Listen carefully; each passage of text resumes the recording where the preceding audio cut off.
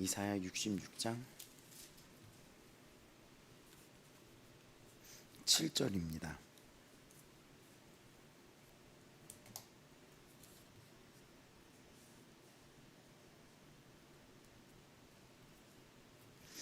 자, 7절에서 14절까지 66장 7절에서 14절까지 보시겠습니다. 시온은 진통을 하기 전에 해산하며 고통을 당하기 전에 나말을 낳았으니 이러한 일은 들은 자가 누구이며 이러한 일을 본 자가 누구이냐. 나라가 어찌 하루에 생기겠으며 그러나 시온은 진통하는 즉시 그 아들을 순산하였도다. 여호와께서 이르시되 내가 아이를 갖도록 하였은즉 해산하게 하지 아니하겠느냐. 너희 하나님이 이르시되 나는 해산하게 하는 이인즉 어찌 태를 닫겠느냐 하시니라. 예루살렘을 사랑하는 자들이여 다 성읍과 함께 기뻐하라. 다 그 성읍과 함께 즐거워하라. 그 성을 위하여 슬퍼하는 자들이여 다 그 성의 기쁨으로 말미암아 그 성과 함께 기뻐하라. 너희가 젖을 빠는 것 같이 그 위로하는 품에서 만족하겠고 젖을 넉넉히 빤 것 같이 그 영광의 풍성함을 말미암아 즐거워하리라. 여호와께서 이와 같이 말씀하시되 보라 내가 그에게 평강을 강같이 그에게 문날의 영광을 넘치는 시내같이 주리니 너희가 그 성읍에 빨 것이며 너희 옆에 그 무릎에서 놀 것이라. 어머니가 자식을 유랑같이 너희가 이를 보고 마음이 기뻐서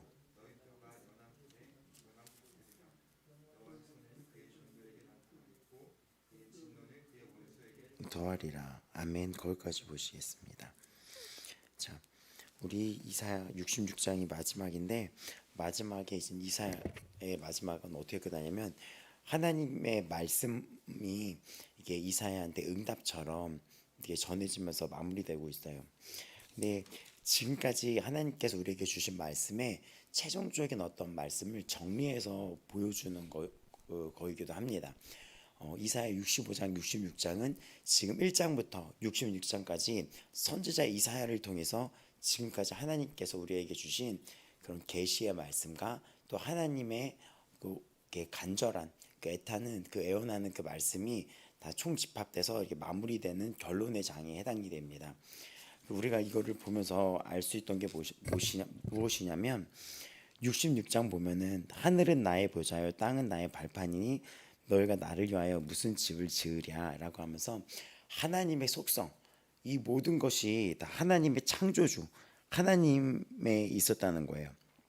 근데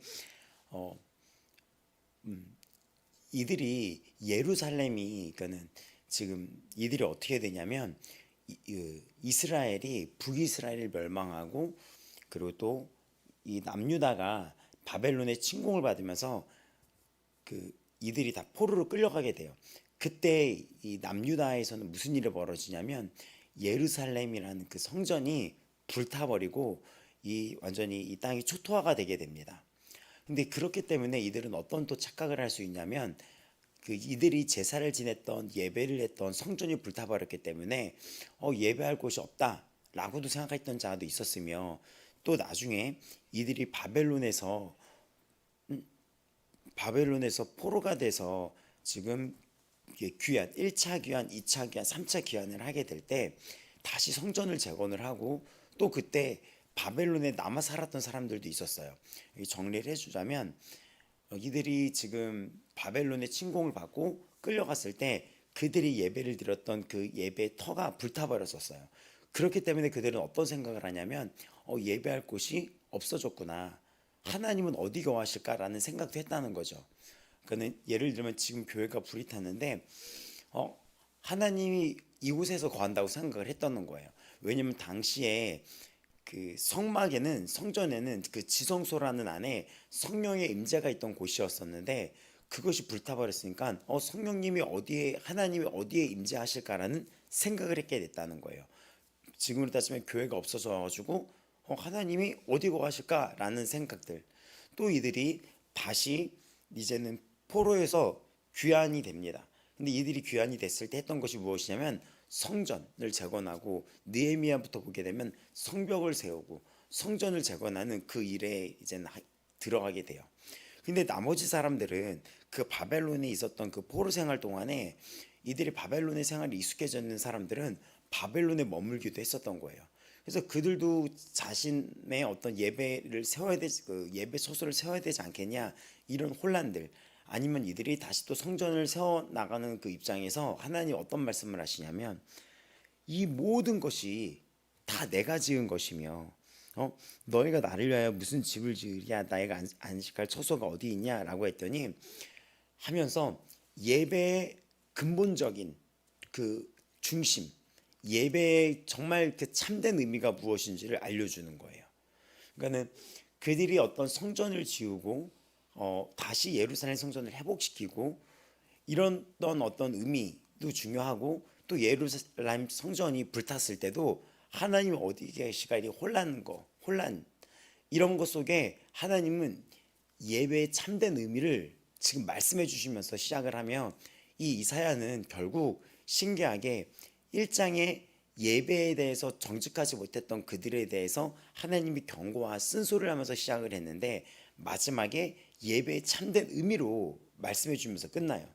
근데 이 예배라는 것은 하나님과 함께하는 것인데, 이 성경의 전체 시작은 에덴 동산에서 하나님이 사람을 창조하시고 거기는 슬픔도 없고 막 이렇게 굶을 필요도 없고 막 이랬던 거예요.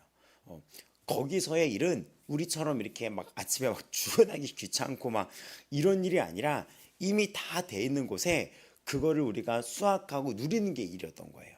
그러니까 지금의 노동과 그때의 노동은 조금 차이가 있었던 거예요. 지금의 노동은 어떻죠? 굉장히 수고해야지 되는 이런 게 있지만, 그때는 수고하지 않아도 땅이 저절로 열매를 맺어주고 이랬던 어떤 그 지금의 노동과 그때의 노동의 개념이 조금 달라요. 근데 사람은 노동하는 존재고 일하는 존재인데, 우리가 죄를 졌기 때문에 무언가 수고를 하고 막 이렇게 돼버린 거죠. 그러니까는 그때 에덴 동산은 하나님과 우리가 함께하면서 이 땅에 다 결실들이 있고 그걸 우리가 그냥 수확의 기쁨 이렇게 누리기만 하면 되는 거였었는데, 죄를 져서 인간이 수고하여야만 먹을 수 있는 결과로 바뀌어 버리는 거죠. 그러니까 여기서 말하고 싶은 것은, 이 성경의 시작은 에덴 동산을 지었을 때 하나님이 우리와 함께하는 그 자체가 예배였던 거예요. 하나님과 우리가 함께하는 게 예배인 거예요. 하나님과 우리가 함께하는 생활이 거룩입니다. 하나님의 말씀이 내 삶이 되는 게 거룩이고, 하나님의 말씀이 내 삶이 되는 게 예배인 거죠. 그러면 우리가 이 하나님이 이 에덴동산에서 우리가 동쪽으로 쫓겨났거든요.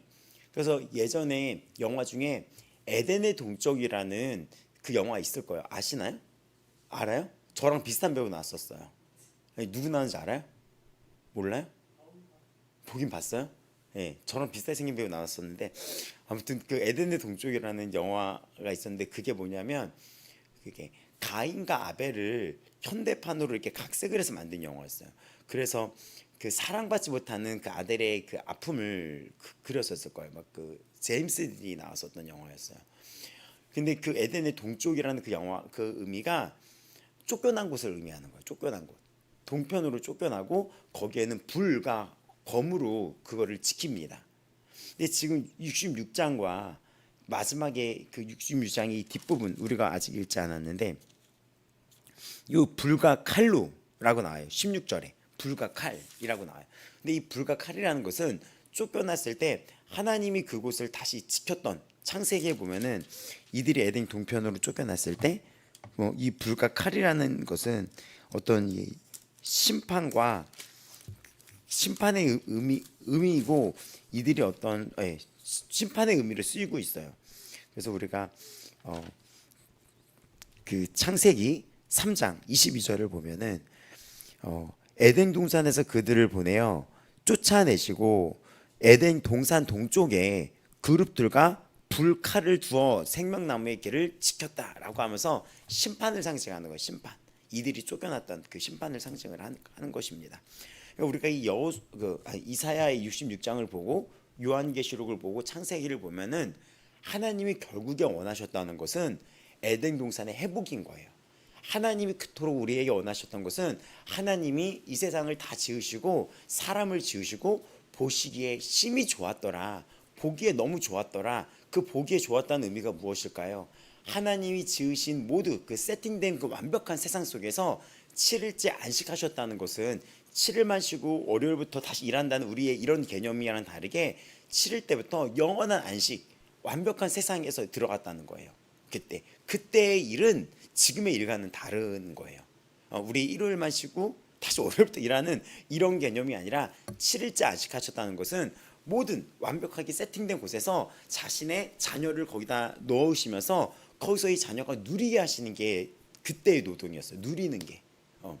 우리가 천국 가면 그때 또 일해야 돼 이렇게 생각할 수 있는데 그 지금의 일하고는 개념이 다르는 거예요.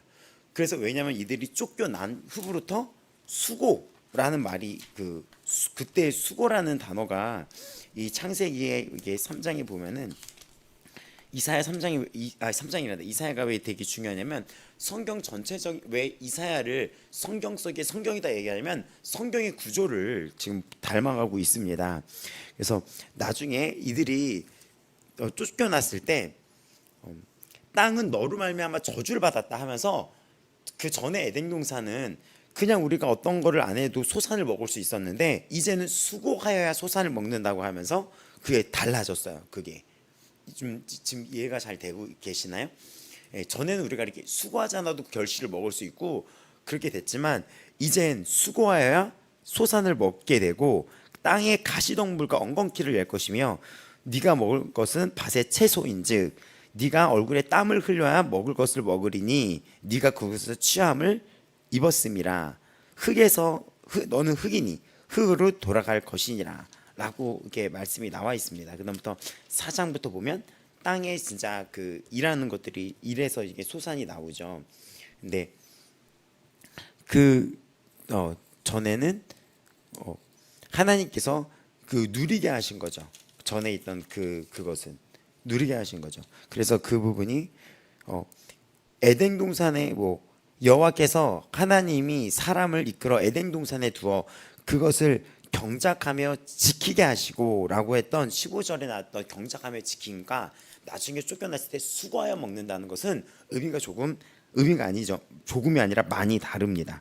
그래서 그 2장 15절 16장은 경작하며 지키게 하다. 이 경작 여기 나오는 이 단어가 아바드라는 것이 아바드라는 건데 돌보고 섬기다라는 거예요. 그리고 보호하다, 이 지키다는 사와르라는 것에 보호하다는 거예요. 그러니까는 죄를 짓기에 앞서 이게 주어진 명령이거든요.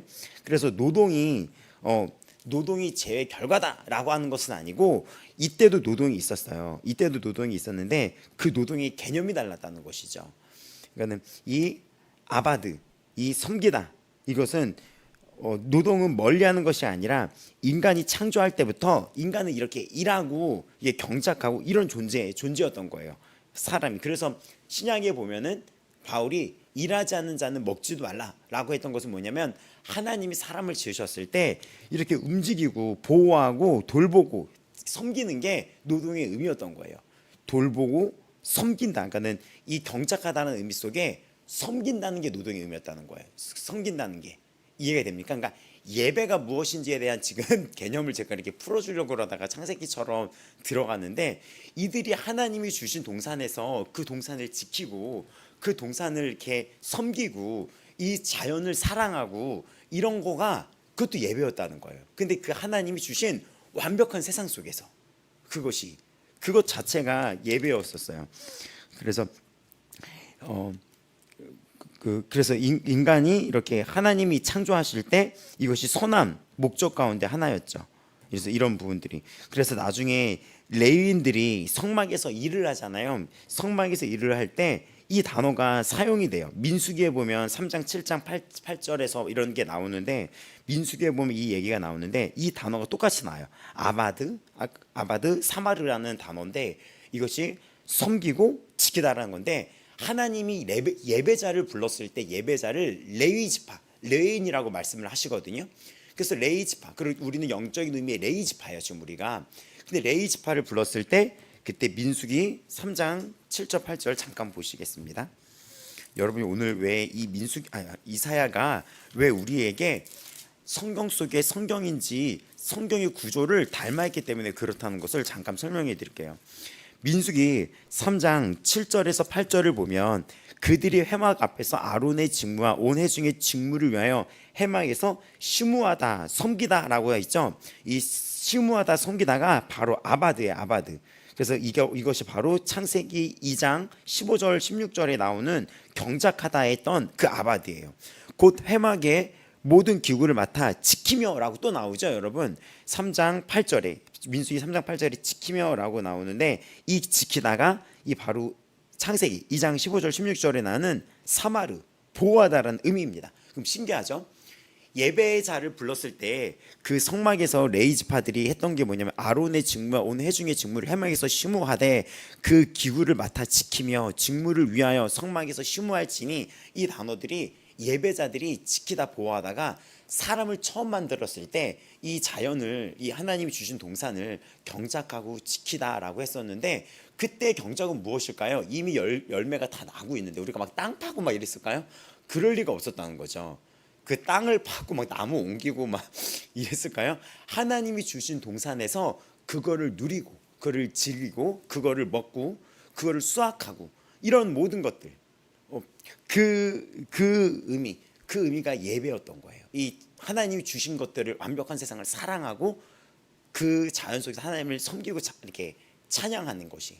그래서 지금 보면은 이거를 보면 하나님은 사람을 처음 지으셨을 때 복을 주셨다고 하는데 그 복이 바라크라는 복으로 하나님을 그 바라크가 무릎 꿇고 경배하다는 뜻이에요. 근데 무릎 꿇고 경배하면 그 복을 주셨으면서 그 무릎 꿇고 경배하는 그 일들이 무엇이냐면 하나님이 주신 그 세상에서 이들이 누리면서 그들이 먹고 그들이 마시고 또 그것을 보호했던 그 모든 것이 예배였던 거죠. 근데 우리가 죄를 짓고 나서 이 부분이 조금 달라진 거예요. 그러니까는 이 부분이 수고하게 돼버린 거죠. 그래서 이것은 결국 인간의 역할이 다른 피조물들, 하나님이 만들어낸 다른 피조물들을 섬기고 돌보고 지키는 것이 당시에 우리가 했던 역할이었던 거예요. 하나님이 주셨던 피조물들을, 이 땅의 피조물들을 지키고 섬기고 돌보고 이러는 것들. 그래서 교회들이 환경운동을 하는 교회들이 있죠. 근데 그것의 의미가 왜 되냐면 그것 또한 예배이기 때문입니다. 우리는 자연을 파괴하는 존재가 아니라 자연과 더불어 살아나가는 존재인 거예요. 그래서 사람이 요즘 맨발 걷기도 있고 막 여러 가지가 있잖아요.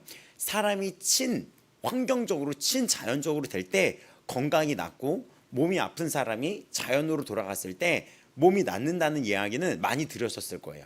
그러니까는 제가 비염이 있는데 비염이 안 고쳐졌던 의사분이 그러더라고요. 그냥 이 비염은 자연 속에서 그냥 한 1년 넘게 푹 잠 잘 자고 그렇게 잠 잘 자고 사람이 그렇게 되면은 그냥 나아버린다는 거예요. 이 자연에. 그리고 인간이 갖고 있는 이런 병이 있죠. 제가 어떤 지금 뭐 이렇게 지금 막 여러 가지 뭐 이렇게 지금 병원도 다니고 이렇게 지금 몸을 하고 있는데 이것도 우리가 밤에 잠을 안 자는 거야. 원래 그 밤에 잠을 자고 사람은 깨어나고 이렇게 되면 다 낫는다는 거죠. 그래서 제가 이번 주일부터 이제는 밤에 일찍 자는 프로젝트 지금 하고 있어요. 9시 막 10시부터 자려고 하고 있어요. 근데 어찌됐든 이거 지금 보면서 인간의 역할이 다른 피조물을 여기 지금 2장 15절 16절 쭉 눈으로 보세요. 창세기. 이걸 지키는 거고 제사장으로서 또 이런 뭐 사람은 하나님의 성전의 일부, 성전 하나님 만든 이 성전의 일부라는 것을 알면서 이런 거룩함을 유지한다는 게 하나님의 관계 속에서 하나님 주신 것을 사랑하고 아끼는 것들 이런 것이죠. 그래서 여호와 하나님이 그 사람에게 명하여라고 나와 있죠. 지금 우리 창세기 2장 15절 16절 보면은 여호와 하나님이 그 사람에게 명하여라고 했죠. 그 하나님이 아담에게 돌보고 지키라고 명령하신 거고 다른 피조물을 가꾸고 섬기고 이제는 보호라는 책임을 이제는 여기서 2장 15절에 주신 거죠. 그래서 사람에게 지도자의 역할을 주신 것이며 나중에 이 의미는 아담이 자신의 아다 하와도 돌보며 그를 위하여 돕는 배필에 대해서도 책임이 있는 거예요. 이 부분은 책임이 있는 거예요.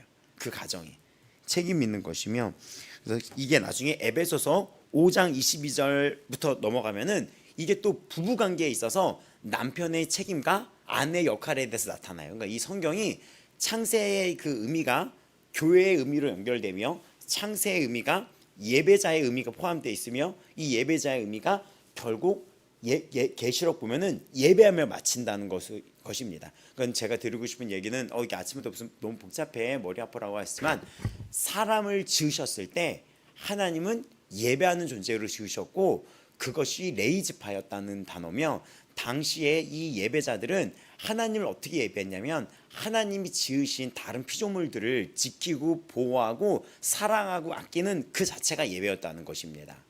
근데 우리가 그것이 죄를 지어서 깨졌죠. 왜냐하면 창세기가 3장부터 이제 지나가고 4장으로 들어갔을 때 그 예배가 깨진 그 죄의 끝판왕이 사람을 살인을 합니다. 살인을 해요.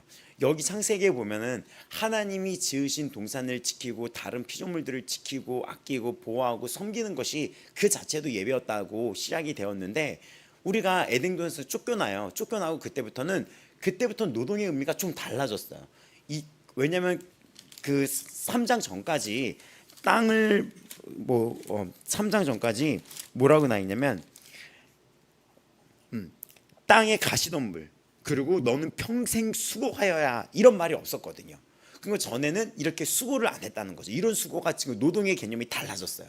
그러니까는 제가 드리고 싶은 얘기는 노동이 죄의 결과 때문에 일어난 것은 아니고 사람은 원래 일하고 경작하고 노동하는 존재로 일하는 존재로 만들어진 거죠. 근데 우리가 일하는 것도 예배의 한 부분이라는 것입니다. 그럼 우리가 일할 때 그 정신이 무엇이냐? 하나님이 지어준 세상을 아끼고 보호하고 지키고 섬기는 것이었다는 거예요. 이런 것이. 근데 그것이 죄 때문에 우리가 땀을 흘리고 수고해야 되는 그 노동의 개념에 우리의 그 대가 지불이 필요하게 돼버린 거죠. 근데도 그 의미는 변치 않습니다. 그 노동의 의미에서 우리가 알아야 될 것은 하나님이 주어진 세상을 섬기고 지키고 보호하며 이런 것이 의미가 있는 거예요. 근데 이들이 이 말씀을 했는데도 불구하고 4장으로 이 창세기가 넘어가고 이렇게 되면은 살인 사건이 등장을 해요. 살인 사건이. 그러면서 인간이 완전 죄악과 이런 악 때문에 예배가 완전히 깨져버리는 거예요. 미움과 그래서 우리는 하나님이 가장 지켜야 될 두 가지 계명에 대해서 말씀을 하셨을 때 하나님을 내 마음과 목숨 뜻을 다해서 사랑할 것과 너의 이웃을 내 몸처럼 사랑할 거라는 거예요. 그럼 여기에는 숨겨져 있지만 세 가지가 들어가요. 창조주 하나님을 기억하고 그 하나님을 사랑하고 감사해야 될 것과 내 이웃을 내 몸처럼 사랑하려면 거기에 먼저 우선 무슨 조건이 있어야 되죠? 내 이웃을 내 몸처럼 사랑한다는 것은 나를 사랑해야 된다는 거예요. 근데 우리는 나를 요즘 이 땅의 문제가 뭐냐면 슬픈 사단에 속아서 자살의 영이 우리나라를 지금 판을 치고 있고 10대 아이들의 사망 원인이 가슴 아팠지만 그런 일이 있으며 노인 자살률도 1위고 또 10대 자살률도 1위고 정말 불명예스러운 것들이 이 땅에 선교를 그 인구 대비 가장 많이 했던 이 전 세계의 선교의 나라가 사단의 공격도 가장 많은 나라인 거죠. 그리고 또 제가 그런 얘기했죠. 누군가의 아픔을 우리나라가 교회들이 같이 울지 않는다고. 우리나라는 지난 1월인가요? 그때 비행기 안타까운 사고가 있었죠. 근데 그거에 대해서 나라가 막 탄핵과 이런 것 때문에 시끄러워지는 속에서 수많은 사람들의 아픔에 빨리 잊혀져 버리고 있는 거예요. 근데 교회는 누군가의 아픔에 같이 눈물 흘려줘야지 되고 그 생명의 그 여림에 귀를 기울여줘야 됩니다. 왜냐? 예수님이 그러셨기 때문이에요. 누군가의 그 간절한 그 소리에 귀를 기울여줘야 돼요. 그래서 이 구약도 그런 대상이 고아와 가부들이었는데 그 고아와 가부를 아끼고 구해내고 사랑하고 지키라고 했었는데 이 성경에 나중에 선지자서들을 우리가 나중에 쭉 제가 앞으로 진행될 앞으로 상반기까지 진행될 성경을 예고해 드릴 텐데 그때 소선지자서도 할 텐데 소선지자서를 보면은 고아 갑을 아끼기는커녕 연약한 자의 그 울음과 그 억울함을 이들이 짓밟습니다. 그러니까 이것이 창세기에 처음으로 올라가면 하나님의 예배는, 그때의 노동은 하나님이 지어주신 세상의 이 모든 생물들을 아끼고 섬기고 지키는 것이 그때 그들의 노동과 예배였던 거예요. 그때. 그러니까 그 의미는 지금 조금 우리가 죄를 졌기 때문에, 그래서 이 3장에 보면은 죄를 져서 그 의미가, 노동의 의미가 완전히 땅이 저주를 받았다는 거예요. 땅이 죄로 인해서 저주를 받고 평생 수고하여야 된다라고 하면서 그 의미가 17절부터 그 아담에 대한 하나님의 심판이 기록되어 있어요. 그거는 하나님이 먹지 말라고 했던 그 나무를 먹어서 아담은 이제는 앞으로 음식을 먹기 위해서 힘겨운 노력을 해야 되는 거예요. 그때는 음식을 먹기 위해서 노력을 안 했거든요. 에덴 동산은 우리 앞장 2장을 보면은 하나님이 먹을 것을 풍부하게 공급하셨어요. 풍부하게. 그래서 풍요로움을 더 이상 누리지 못하게 된 거죠. 아담은 땀을 흘리면서 경작을 해야지 되며, 이것은 창세기 2장 8절 9절에 보면은 8, 9절을 보면 에덴 동산을 만드셨는데, 그 8, 9절을 봤을 때 여기 보면 보기에 아름답고 먹기에 좋은 온갖 나무라고 나와요. 2장 9절에 보면은 땅에 보기에 아름답고 먹기에 좋은 나무가 하시니라고 했고, 또 온갖 나무가 그 정원에서 자라고 있었던 거죠. 그런데 그 생명나무, 선악을 알게 하는 나무가 특별히 여기 2장 9절에 언급이 되는데, 그 나무를 생명나무라고 얘기를 해요. 선악을 알게 한 나무. 근데 그거는 먹지 말라라고 하고, 2장 10절에서 14절을 보면 에덴 동산에 이 묘사가 나옵니다. 그래서 막 물이 흐르고 막 이런 어떤 것들이 막 이런 게 나타나고 있는데, 이 부분이 있어서 나중에 우리 대비가 되죠. 지금 3장 17절이랑 딱 보면은 이 부분이 대비가 돼요. 그러니까 풍요로움을 누리지 못하고 일할 때 따르는 수고와 고통, 이런 것들이 나타납니다. 그래서 가시덤불, 엉겅퀴, 땅은 이제 에덴동산에서 볼 수 있던 만큼 풍요로운 것을 볼 수가 없게 되는 거죠. 그래서 이 심판이 하나님과 우리 세계의 이제는 조화의 관계가 이제는 깨졌다는 것을 암시해 주는 거죠. 깨졌다는 것을. 그러면은 이거에 따라서 이제는 하나님께서 우리가 이제는 회복을 꿈꾸었던 것이 성막이었던 거. 성막. 이 에덴 동산에 우리 성막 설교했을 때 출애굽기를 설교를 했었어요. 이게 지금 모든 성도한테 잘 알아듣기 위해서 하기 때문에 제가 이렇게 하는데, 했던 얘기를 다시 하고, 그런데 이집트에서 그 이스라엘 사람들이 노예됐다는 것은 기억을 하시죠? 그들이 모세를 통하여 출애굽 때서 홍해 바다를 건너서 건너왔던 걸 기억을 하시죠? 그때 그들에게 성막을 지어서 성막에 성소를 짓고 지성소를 지었다는 얘기 했었던 거 기억나시죠? 근데 그 성막의 구조를 보면은 그것이 에덴 동산에 마치 그 모습을 흡사하게 닮아가게 짓는 거예요. 그룹들이 그룹들이 언약궤 위에 엎어져 있으며 거기에 임재가 있으며, 그 성막은 에덴 동산의 회복을 의미하고 있습니다. 그 구조가. 또 이걸 다시 또 설명하면 시간이 길어지니까 그걸 기억하실 거예요. 에덴 동산의 회복이, 에덴 동산의 모습이 이 성막의 이 모습이랑 비슷해요. 그래서 그 모습을 그리면서 에덴 동산의 회복을 하나님이 그려했던 거며, 레위 지파를 두어서 그 민수기에 보면은 레위 지파를 둬서 그 3장 7절 8절, 그리고 민수기가 18장에도 나와요. 18장에도 보면 여기 7절에도 보면은 너와 너의 아들들은 제단과 휘장 안에 모든 일에 대하여 제사장의 직분을 지켜 너희에게 선물로 주었으니 거기에 가까이 있는 외에는 죽임을 당할지어다라고 하면서 이 민수기에 보면은 18장 이 7절에도 나오고, 또 여기 보면은 또 3장 7절 8절에도 이 단어가 똑같이 나요. 아바드 사마르. 그러니까는 하나님은 레위 지파를 불러서 이들을 예배하는 민족으로 이 레위 지파를 지명을 합니다. 제사장으로. 그리고 이 이사야를 보면 왜 제가 이 말을 하냐면, 나중에 이방인들이 제사장이 될 거라고 이야기를 하면서 66장이 마무리돼요. 이건 내일 할 건데, 그게 그 마무리돼요. 제사장이 될 거라고. 그럼 우리가 지금 제사장이 된 거예요. 예배하는 백성이 된 거며, 우리가 레위 지파처럼 제사장이, 왕 같은 제사장이 된 거죠. 그럼 우리가 어떻게 지금 따르냐면, 우리는 지키고 아바드 돌보고, 그러니까 아바드가 돌보고, 그리고 섬기다 지키다가 사마르, 그런 의미가 제사장한테 붙여준 거예요. 그 의미가. 근데 이 의미는 처음에 어떻게 붙여졌다고요?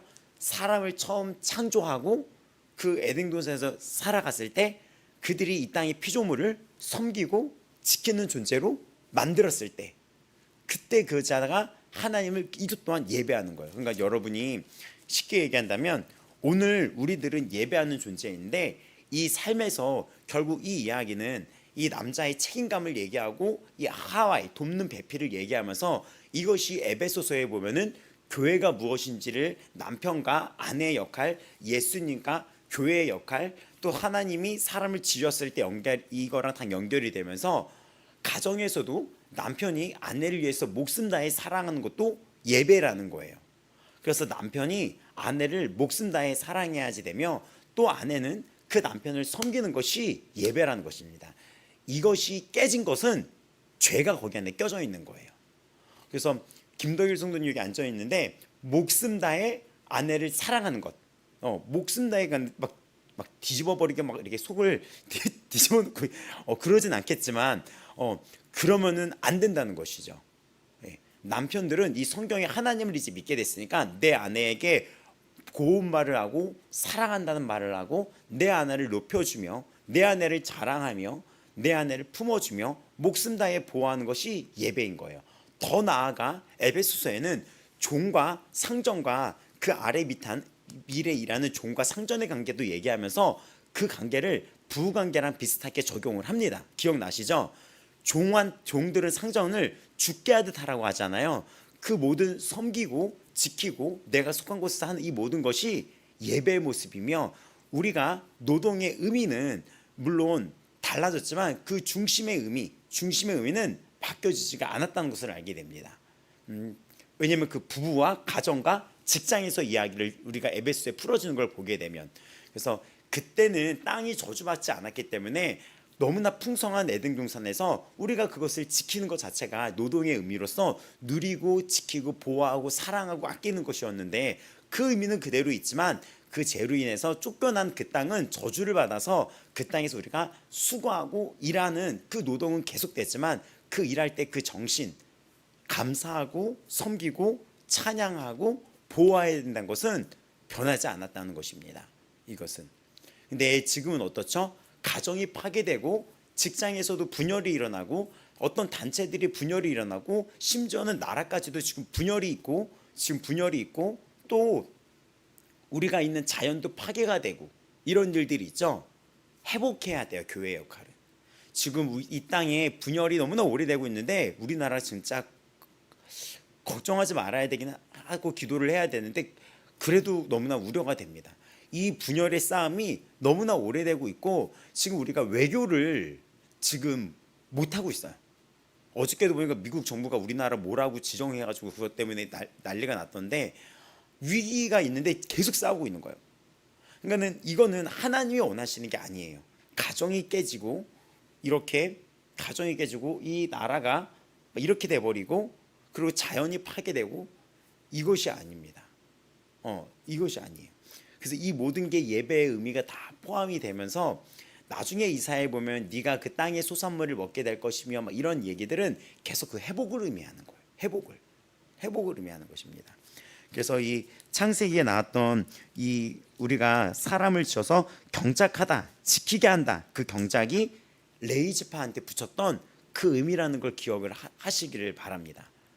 근데 그 지키다의 의미가, 경작하다의 의미가 돌보고 섬기고 지키고 보호하다 이런 의미가 있습니다.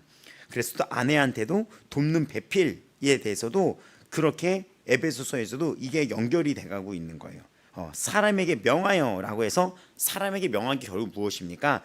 돌보고 지키는 거죠. 모든 피조물을 가꾸고 섬기고 보호하는 것이죠. 더 나아가 아담과 하와에게도 이 명령을 주었죠. 그러니까는 한 가정의 가장들은, 남편들은 이 성경을 알고 부부 교육할 때 이거를 교육을 해요.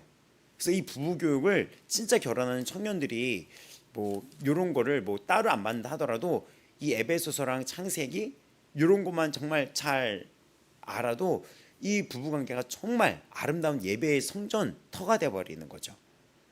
그래서 다시 이게 이사야로 넘어가게 된다면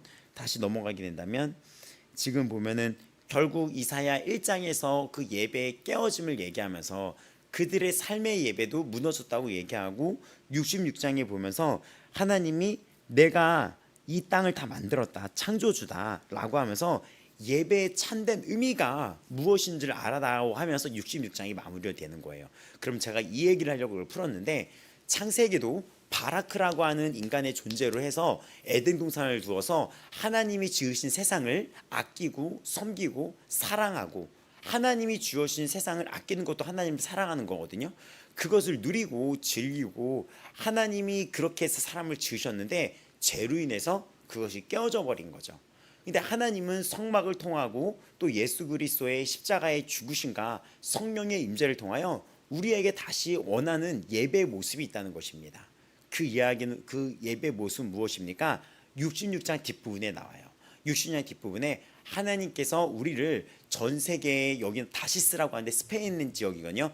다시스, 아프리카, 그리스 모든 백성에게 보내서 그 백성이 예물을 갖고 나에게로 오게 될 것이라고 얘기를 해요. 그럼 우리가 지금 이 땅에서 가장 예배의 회복은 이 땅에 살아있는 것들을 살리는 것입니다.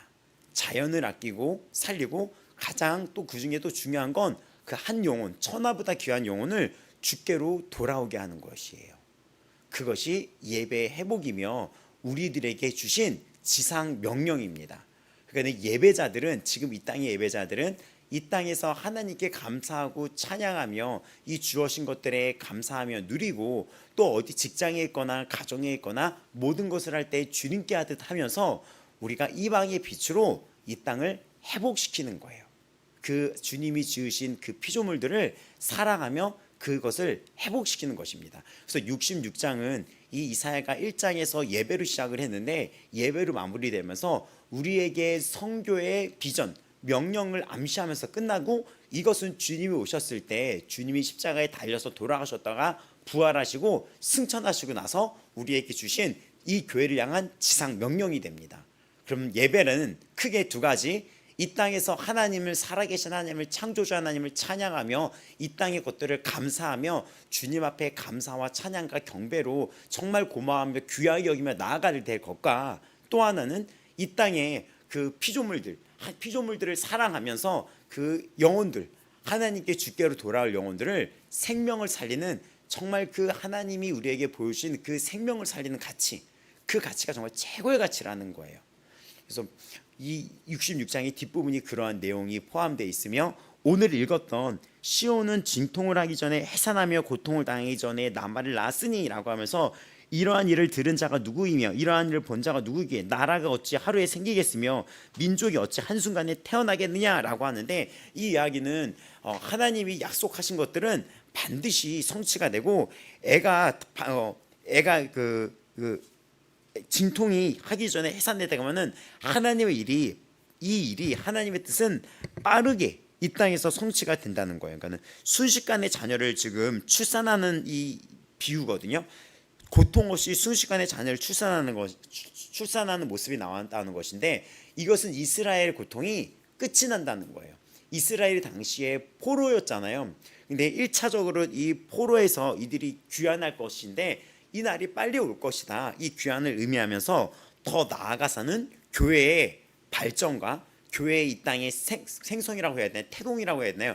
교회의 태동과 발전과 설립과 교회의 출현, 교회의 생성, 그러니까 교회의 출현, 교회의 잉태, 이렇게 교회가 나타나는 교회 시대를 의미하는 거예요. 그러니까는 하나님을 믿는 백성이 이렇게 빠르게 나타날 거라는 겁니다. 그러니까는 고통의 시대가 끝나고 은혜의 시대가 빠르게 이 땅에 올 것이라는 것입니다. 근데 진짜 그렇게 됐죠. 고통, 죄와 죽음의 사망의 그늘에게 밑에 있던 이 땅에 주가 오셔서 진짜 빠르고 천년이 하루 같고 하루가 천년 같다는 그 말씀처럼 빠르게 전 세계에 예수 그리스도의 복음이 전파되며, 그곳에선 예배가 세워지며 생명이 살아나며 사랑이 살아나며, 예배가 우리 무슨 의미인지 알았죠? 그러니까 예배에는 중심이 사랑이에요. 사랑. 하나님이 주신 세상을 사랑하고 하나님을 사랑하고 하나님이 창조했던 것에 감사하며 그 사랑과 또 이웃을 사랑하며 생명을 살리고, 이 사랑, 이것이 이 땅에 빠르게 퍼져는 거예요. 천년이 하루가고 하루가 천년 같은 의미가 오늘날 나에게 그 의미가 무엇인지를 여러분이 오늘 깨달아 알고 있기 바랍니다. 나에게 이게 임했던 거라는 거예요. 그래서 지금 이 고통 없이 순식간에 자녀를 출산한다는 이 7절에서 고통을 당하기 전에 나말을 낳았다. 이런 일을 들은 자가 누구며 이런 일을 본 자가 누구냐. 나라가 어찌 하루에 생기겠냐. 나라가 어찌 하루에 생기며 민족이 어떻게 한순간에 태어나겠느냐. 근데 천년이 하루 같고 하루가 천년 같다는 걸 잊지 말라라고 말씀하시거든요. 그러니까는 시온은 진통하는 즉시 그 아들을 순산하였도다. 그러니까 순산하였다. 그러니까 빠르게 하나님의 일들이 지금 이 땅에 이루어지고 있다는 것입니다. 진짜 그러고 있죠. 그러니까 우리는 주님이 오시는 날도 이 땅의 시간으로 1년, 2년 뭐 이렇게 볼 것이 아니라 그날이 반드시 이 땅에 반드시 빠르게 온다는 걸 알고 오늘을 살아가야 됩니다. 베드로후서에 사랑하는 자들아 이 마지막 때를 얘기하면서 주께는 하루가 천년 같고 천년이 하루 같다는 이 한 가지를 잊지 말라. 그래서 베드로후서 3장 7, 8, 9절을 딱 보면은 주님의 약속은 어떤 이들은 더디다고 생각한 것이 더딘 것이 아니다. 오직 주께서는 너희를 대하여 오래 참으사 아무도 멸망하지 않고 다 회개하기를 원하시니라 이렇게 말씀하시며 주의 날이 도둑같이 온다.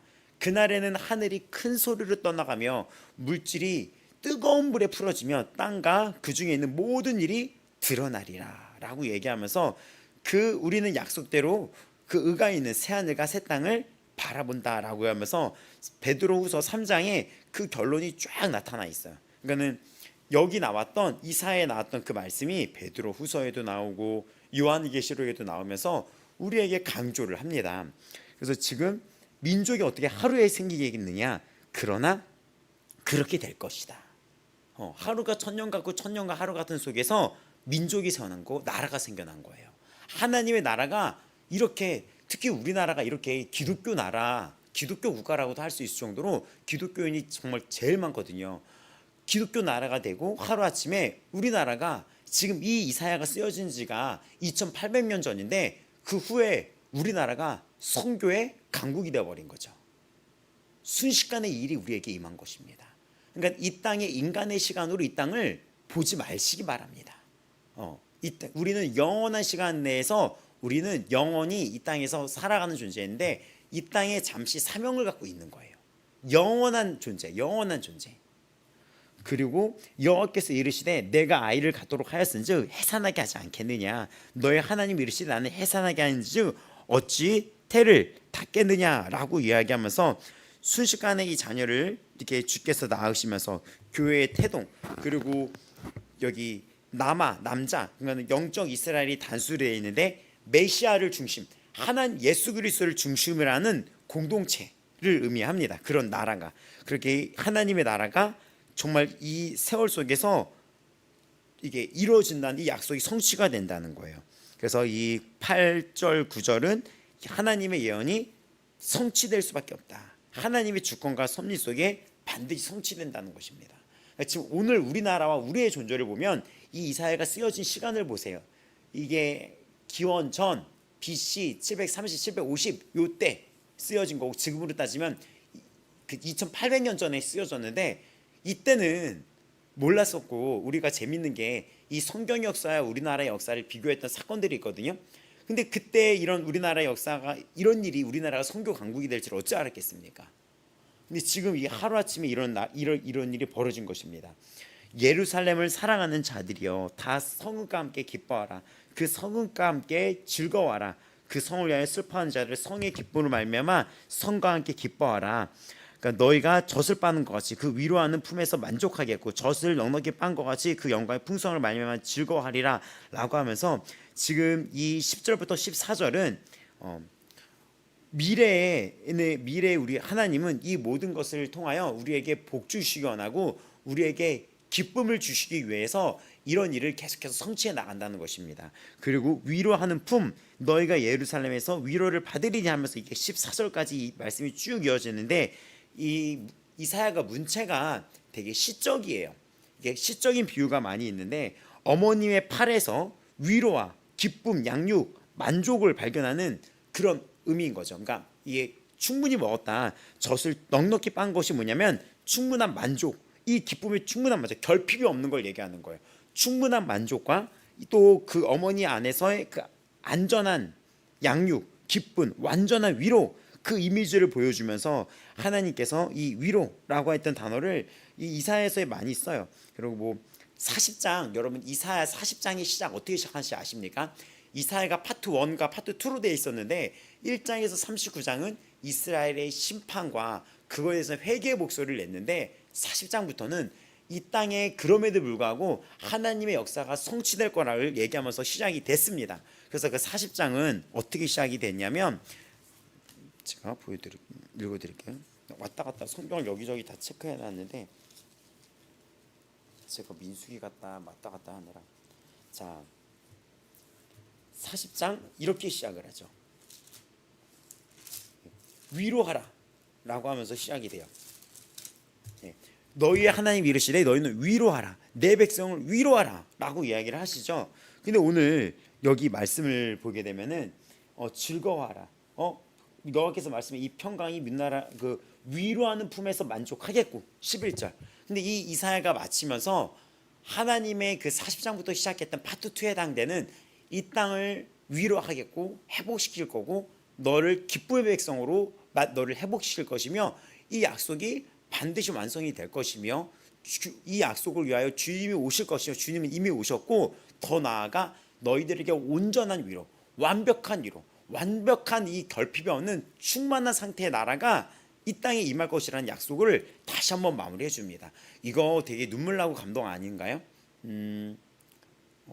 정말 이 땅에서는 우리가 예수님을 믿으면서 이미 예수님이 오셨고 이미 이루어진 세상이고 이 앞절 이 나라가 하나님의 나라가 하루아침에 일어나고 이런 일이 이미 이루어졌는데 이 이사야 66장은 이미 이루어진 하나님의 예언과 아직 이루어지지 않은 예언을 보면서 우리를 소망 가운데 견디게 하십니다.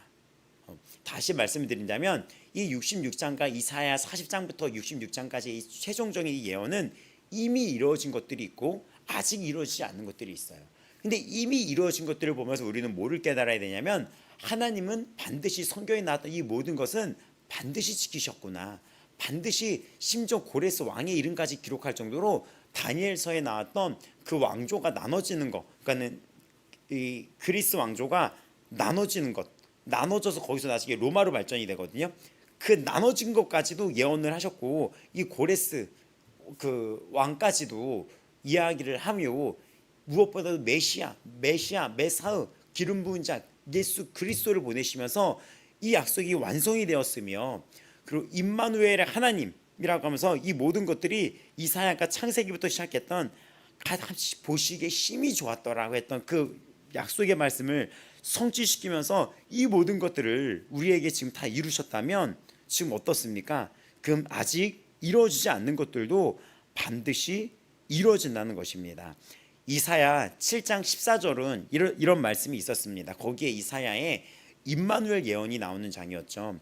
그러므로 주께서 친히 징조를 너에게 주실 것이라 처녀가 잉타하여 아들을 낳을 것인데 그의 이름을 임마누엘이라 하리라 라고 했는데 마태복음에 보면 보라 처녀가 잉타하여 아들을 낳을 것인지 그의 이름은 임마누엘이라 하리라 이를 번역한즉 하나님 우리와 함께 계시다 라고 얘기하는 것이죠. 그리고 우리 안에 성령의 전인 줄 알지 못하느냐라고 하면서 진짜 우리가 하나님과 함께 하시는 전이 되어버린 거고 이 에덴 동산의 회복이 우리 안에서 이미 이루어진 거예요. 우리 안에서 이미 이루어진 거예요. 이미 우리 안에서 이미 이루어진 거예요. 하나님과 거하며. 그러면서 아직 오지 않는 이 물질적인 세계 그날까지도 성취가 된다는 의미입니다. 여러분 제가 최대한 쉽게 설명을 해드리려고 그러는데 그러니까 쉽게 얘기하면 김도일 성도님 잘 들으신다면 하나님은 사람을 처음 지으셨을 때 어떻게 복받은 백성으로 지었었어요. 근데 어떻게 복받냐면 하나님을 알고 하나님 안에서 행복하게 안전하게 거하는 복받은 백성으로 지었으며 그 사람에게 명령해가지고 그 사람은 하나님이 지으신 세상을 보호하고 지키며 섬기고 이렇게 만든 거예요. 근데 우리가 죄를 져서 그 나라에서 쫓겨나가지고 우리가 굉장히 수고로이 일을 해서 땀을 하면서 일을 하면서 그 땅을 지키고 보호하되 그때 땀을 흘리는 수고가 생겨버린 거죠. 그리고 인간은 보호하고 지켜주는 의미를 자꾸 깨게 됩니다. 그 중에서 천하보다 귀한 영혼인 그 사람의 생명을 죽이는 일이 벌어지게 돼요.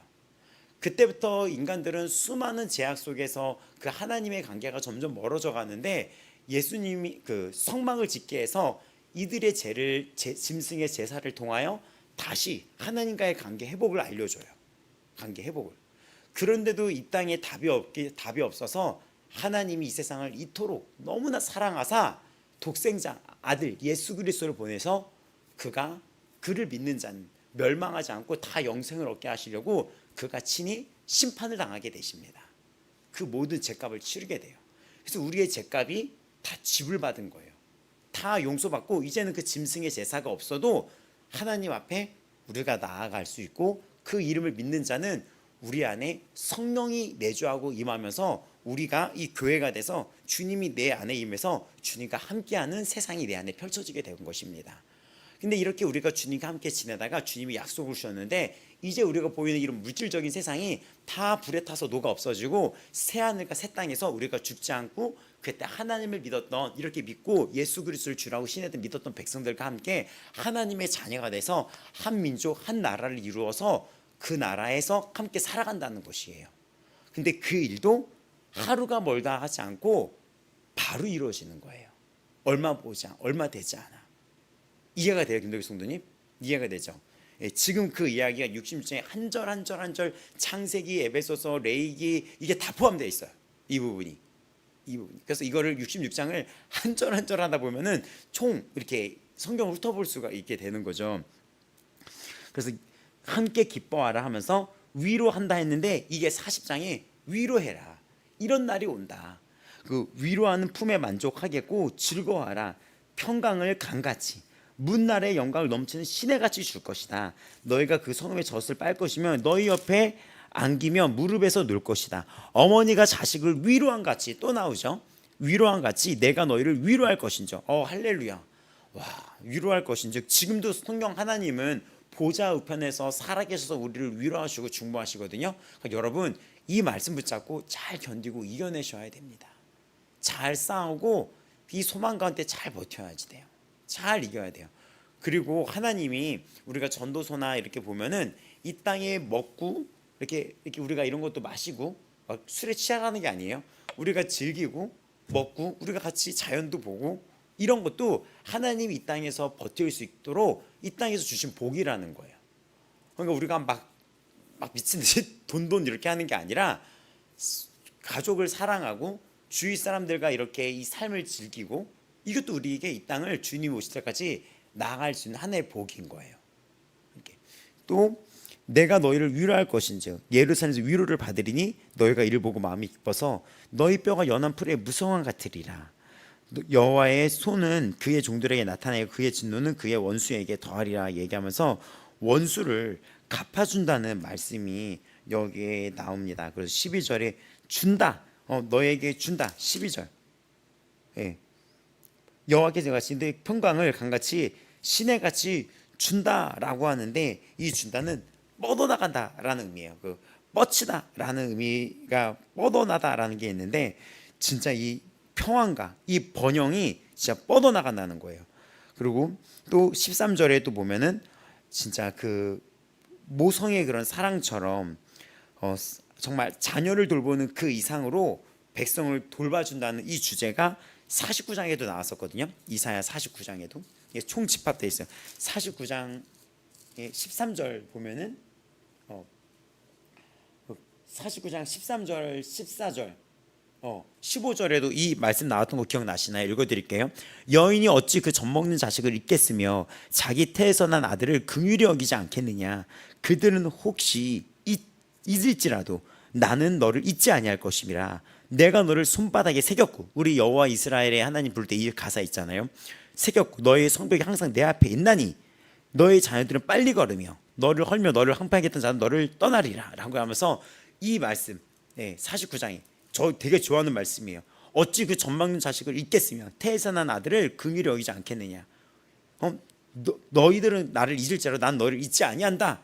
이 말씀이 다시 여기서 이사야 66장에서 약속의 말씀으로 나타나는 거예요. 백성을 구하시고 이 이야기, 자녀를 돌보시는 이 주제가 반복적으로 나와 있습니다. 66장 14절. 너의 뼈가 연한 풀의 무성한 같으리라. 뼈들이 풀처럼 번성하다라는 뜻이에요. 그러니까 이 문자적으로 풀면은 뼈들이 풀처럼 번성하다. 그러니까 이것은 인간이 몸이 되게 연약했을 때 뼈가 연약하다, 말랐다라는 의미를 써요. 근데 이것이 반면에 건강해지고 혈기왕성을 할 때는 뼈가 살찐다, 막 이런 말씀을 쓰거든요. 그래서 58장 11절 보면은 여호와가 너를 항상 인도하며 메마른 곳에서 내 영혼을 만족하게 하며 내 뼈를 견고하게 하리니 너는 물된 동산 같겠고 물이 끊어지지 않냐는 샘 같을 것이다 라고 하면서 이 66장이 최종적으로 이 말씀을 정리를 해줍니다.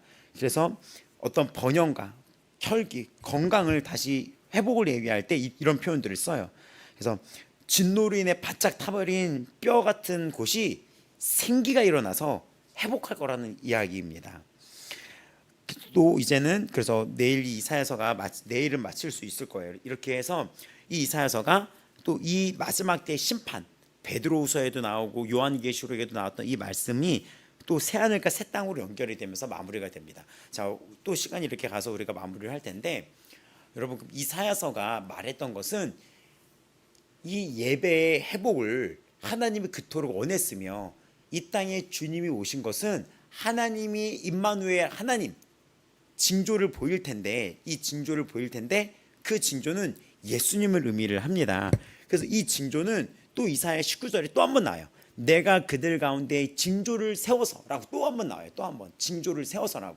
근데 이 징조가 우리가 내가 너에게 징조를 주이니 여인이 잉태하여 아이를 낳을 텐데 임마누엘이라. 근데 여기도 징조를 세울 텐데 그 예수 그리스도가 오시면서 교회 시대가 열릴 거라는 것입니다. 교회 시대가 이 땅에. 그리고 그 교회 시대가 열리면서 하나님이 이 은혜에 우리와 함께 이곳에 임한다는 것이에요. 그리고 또 여기 오늘 약속의 말씀 기억하시기 바랍니다.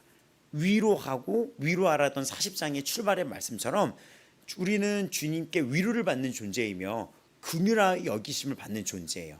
어찌 그 어미가 자녀를 긍휼히 여기지 않겠느냐라고 했던 것처럼 그 57장 58장에 나왔던 것처럼 어찌 그렇게 하지 않겠느냐, 그 말씀처럼 그 주님이 오늘 여러분을 여전히 긍휼히 여기신다는 것입니다. 여전히 긍휼히 여기시고 또 여러분을 끝까지 버리지도 떠나지도 아니하신다는 거예요. 오늘 하루도 여러분 기억하셔야 될 게 뭐냐면은 지금 이사야는 지금 이 66장 14절에서 영원한 약속 속에서 이렇게 다시 한번 말씀을 하십니다. 그 백성을 돌보신다. 생모가 자녀를 돌보듯이 그 자녀를 돌보신다. 그래서 그 말씀 기억하시기 바래요. 내가 너를 손바닥에 새겼고 여인이 어찌 그 전번 자식을 잊겠으며 자기 태에서 난 아들을 긍휼히 여기지 않겠느냐. 나는 너를 잊지 아니할 것이다. 이 말씀 오늘 잊지 마시기 바랍니다. 어찌 여러분을 하나님이 긍휼히 여기지 않겠습니까? 여러분을 이토록 사랑하사 독생자를 보내셨다는 그 의미가 무엇입니까? 예수님이 나를 살리기 위해 십자가에서 목숨 다해 사랑하시고 죽으셨는데, 이렇게 되면 이쯤 되면 여러분 눈치채야 된다 그랬잖아요. 예수님이 나를 향하여 다 주고 생명 다해 사랑하시고 십자가에 죽으시고 목숨 다해 목숨을 바쳐서 주께서 목숨을 바쳐서 목숨 다해 나를 사랑했는데 어찌 이 긍휼히 여기지 않겠고 않을 수 있겠습니까? 그분은 위로자입니다. 위로자예요. 그분은 위로자이며 나를 긍휼히 여기십니다.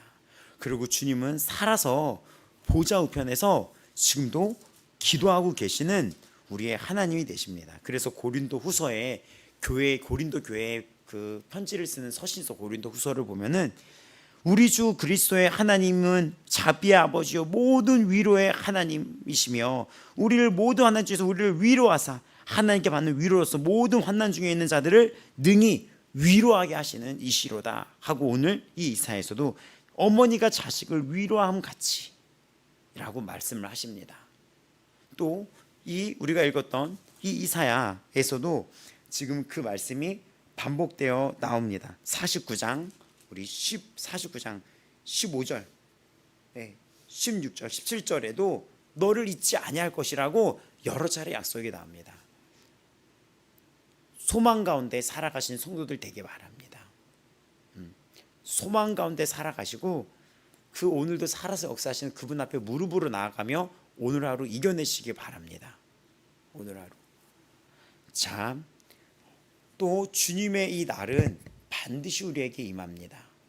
반드시 이 땅에 임해요. 이곳에 반드시 임합니다.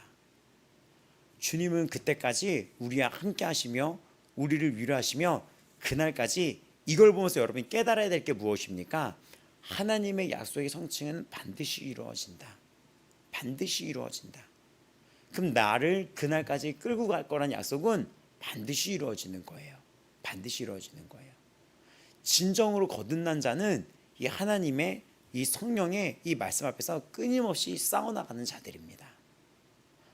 끊임없이 싸워가는 자들이에요. 뭐 우리가 그런 주일날 그런 책들 지옥 간증 보면은 어떡할까 했더니 그들은 그냥 거듭난 자가 아니었죠. 성령을 받고 그 안에 약속이 안에 있는 자들은 그렇게 살아갈 수가 없어요. 성령이 내 안에 있고 주님의 임재가 내 안에 있는 자들은 끝까지 죄와 싸우며 끝까지 주의 위로 속에 거하며 주의 옷자락을 붙잡으며 끝까지 천국을 침노하며 끝까지 이 싸움을 멈추지 않으며 선한 믿음의 선한 싸움을 싸우며 또 피 흘리기까지 대항하며 주의 위로 속에 거하며 소망 가운데 살아가는 자들입니다. 자, 오늘 우리가 기도할 텐데도 기도할 때 오늘 하루도 위로의 하나님을 기억하시기 바랍니다. 오늘도 그 주님은 우리를 위로하시며 그 모든 것을 성취시키시는 하나님이십니다. 또 하나님이 우리에게 그토록 원했던 것 함께하는 겁니다. 함께하는 겁니다. 함께하는 겁니다. 기도할 때 하나님, 제가 온전한 이 주의 성령의 전이 되어 오늘도 온종일 주님과 함께하는 예배자로 살아가게 하여 주시옵소서. 내가 속한 곳에 그 속한 곳을 지키고 돌보고 섬기며 내가 살아가게 하여 주시옵소서. 에베소서에 말했던 것처럼 가정에서 직장에서 우리가 만나는 모든 세상에서 우리가 섬기고 지키고 사랑하고 빛으로 살아가는 예배자가 되게 하여 주시옵시고 무엇보다도 내 안에 주의 성령의 충만한 임재 속에 주의 위로 속에 거하고 소망 가운데 거하며 기뻐하며 이기게 하여 주시옵소서. 자, 오늘도 그 소망의 말씀 가운데 여러분 힘내어 나아가시기를 바랍니다. 자, 우리 다 같이 주여 부르시고 기도하며 오늘 하루도 나아가시겠습니다. 주여 부르시겠습니다. 주여, 주여. 하나님, 우리의 주 예수 그리스도 하나님 아버지 감사합니다.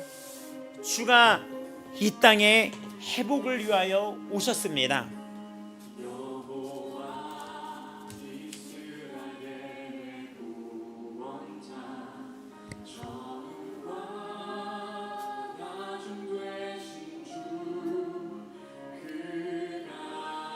할렐루야. 오늘 주가 오늘 우리를 회복해 주시는 은혜의 해입니다.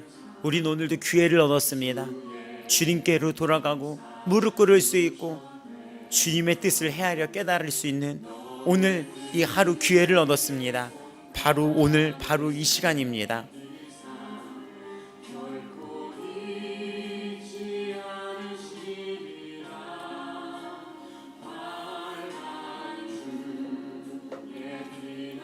바로 오늘입니다.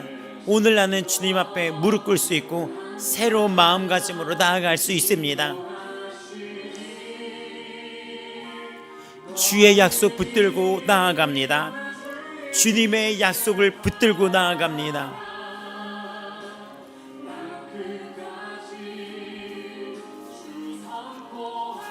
진정한 예배의 의미, 주님과 함께하며 진정한 마음의 예배자, 형식이 아니라 진정으로 주의 얼굴을 구하며 먼저 그의 나라와 그의 의를 구하는 정말 주님과 함께하는 그런 예배자로 살아가게 하여 주시옵소서. 하나님 아버지, 우리가 먼저 그의 나라와 의를 구하라고 하셨은즉 정말 그러한 예배자로 살아가게 하여 주시옵소서. 주 안에서 정말 그러한 예배자로 살아가게 하여 주시옵소서. 그러한 예배자로 살아가게 하여 주시옵소서.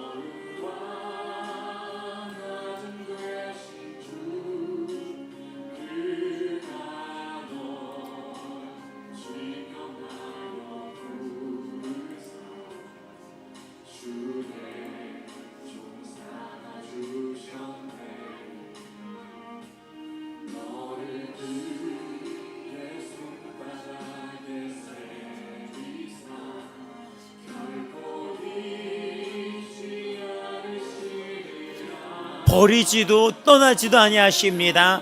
잊지도 아니하십니다.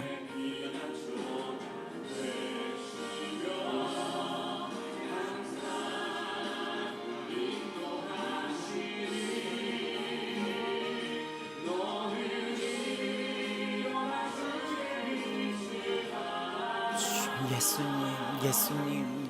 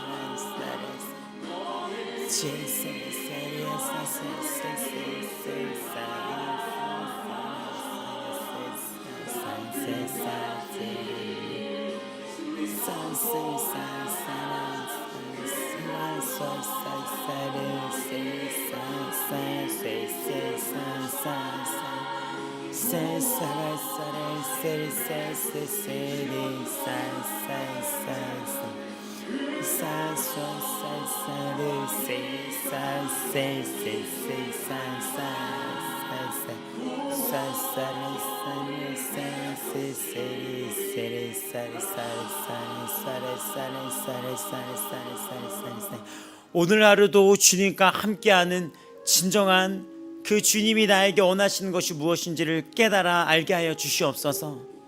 하나님 아버지, 우리의 속사람과 이 겉사람이 주 안에서 다 새롭게 됨을 받아 주 안에 거듭나여 살아가고 있으니 주 우리가 그 의미를 깨닫고 새 사람이 무엇인지, 예수로 옷을 입는 것이 무엇인지를 깨달아 알게 하여 주시옵소서.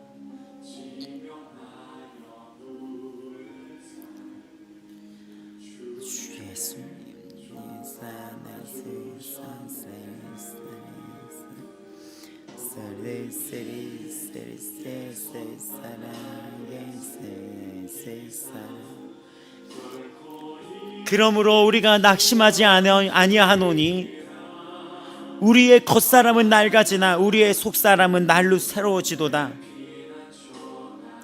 우리가 잠시 받는 환난에 경한 것이 지극히 크고 영원한 영광에 중한 것을 우리에게 이루게 함이니 우리가 주목하는 것은 보이는 것이 아니요 보이지 않는 것이니 보이는 것은 잠깐이요 보이지 않는 것은 영원함이라.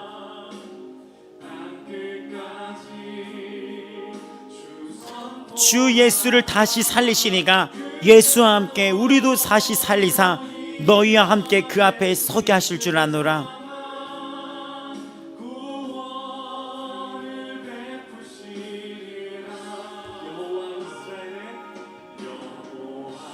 하나님, 오늘도 우리 아버지 마음교회 귀한 성도들, 직장에서 바쁜 가운데 거하는 성도들이 있습니다. 하나님, 지치지 않게 하여 주시옵시고 힘 주시고 위로하여 주시고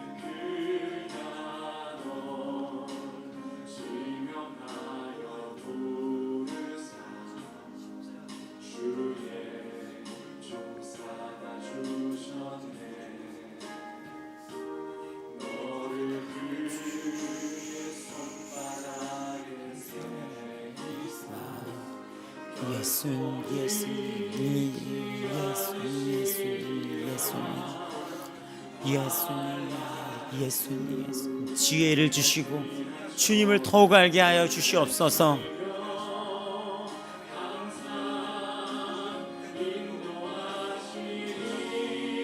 보호해 주시옵시고 지켜주시고 행복한 예배자로 살아갈 수 있도록 우리 귀한 성도들 직장과 가정에서 보호하여 주시옵소서. 예수님, 예수님, 예수님.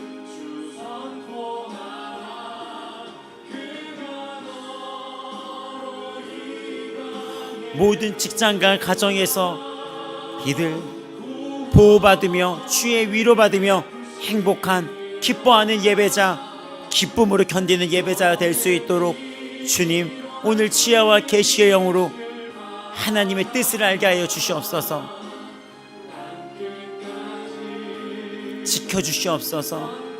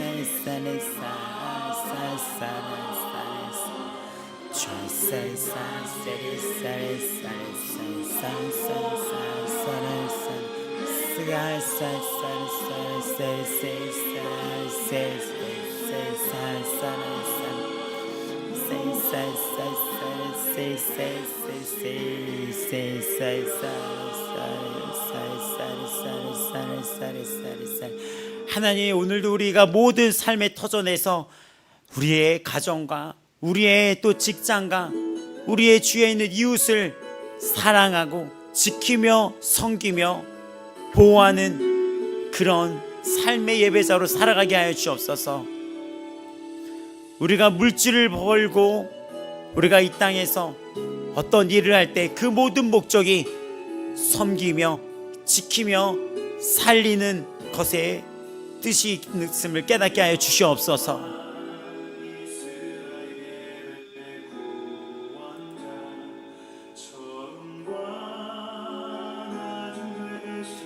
하나님, 주님은 반드시 다시 오십니다.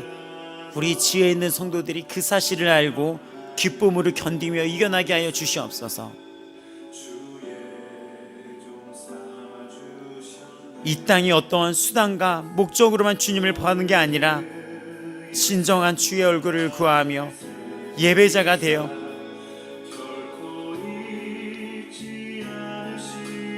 주님과 함께 동행하며 나아가는 예배자 되게 하여 주시옵소서.